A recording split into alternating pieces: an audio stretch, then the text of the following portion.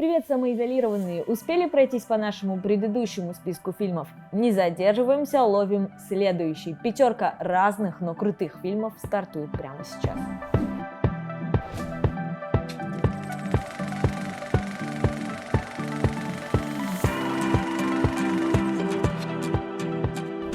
Сегодня начнем с комедии. Один из самых веселых фильмов о непростой родительской доле «Семья по-быстрому». Уморительная комедия с очень важным посылом, которую точно стоит глянуть.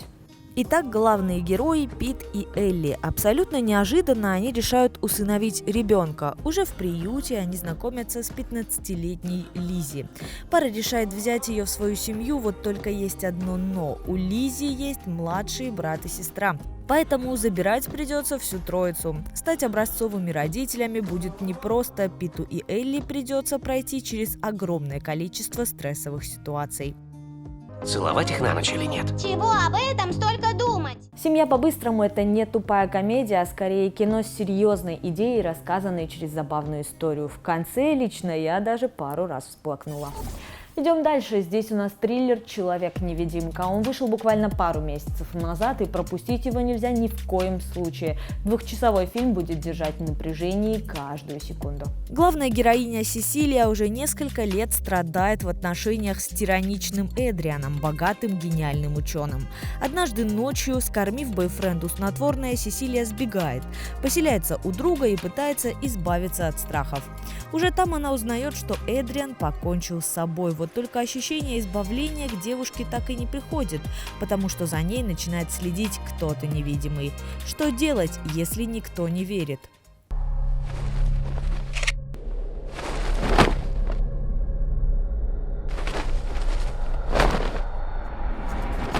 «Человек-невидимка» получился действительно крепким триллером с неожиданно адекватной героиней. В общем, смотреть его точно стоит. А теперь настало время для фильма про любовь. Здесь лично для меня в топе всегда будет «Ла Ла Ленд». Невероятно красивая, романтичная и музыкальная история. Главные герои Мия и Себастьян. Она начинающая актриса, пытающаяся найти свое место в мире кино. Он фанат джаза, мечтающий о своем баре. Их пути пересекутся, и будет красивая история любви. «Ла Ла Ленд» зайдет людям любого возраста и пола. Это кино трогает и цепляет. Главное, помните, это мюзикл. Люди здесь поют. Не постоянно, конечно, но периодически. Вы определенно будете переслушивать некоторые композиции, а кинопара Гослинг-Стоун станет одной из ваших любимых. Переходим к экшену. Здесь у нас сегодня фильм «Апгрейд». Его, кстати, снимал тот же режиссер, что и «Человека-невидимку». Крошечный бюджет не помешал Леонову создать действительно драйвовое кино. Переносимся в ближайшее будущее, когда технологии прочно станут частью человеческой жизни. Живет в этом мире Грей, не воспринимающий всю эту техническую революцию. Он занимается тем, что чинит старые машины. Однажды Грей вместе с женой попадает в серьезную аварию. Девушка погибает, а Грей оказывается парализован. Богатый клиент делает ему предложение, от которого Грей не сможет отказаться. Парню вживляют чип, который восстанавливает его подвижность. Вот только во всем этом есть небольшой подвох. «Апгрейд» — это крутой боевик с интересным сюжетом и отлично снятыми сценами драк. На вечерок подойдет идеально.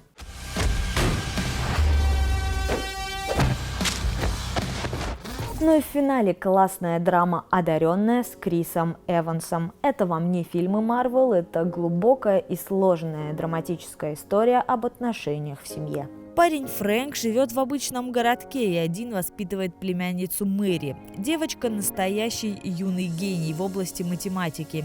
Фрэнк хочет подарить ей обычное счастливое детство, а не запихивать в интернаты для одаренных. Вот только все планы Фрэнка рушатся, когда о даре девочки узнает бабушка. У нее свои взгляды на обучение Мэри. Этот фильм заставит вас в очередной раз задуматься о том, что важнее – счастливое детство или раскрытие потенциала ребенка. Каждый даст на этот вопрос свой ответ. Очевидно одно – Крис Эванс и Маккена Грейс в этом фильме просто великолепны. На этом все. Делитесь в комментариях своим мнением, рассказывайте, что понравилось, что нет, ну и обязательно указывайте, какие фильмы любите вы.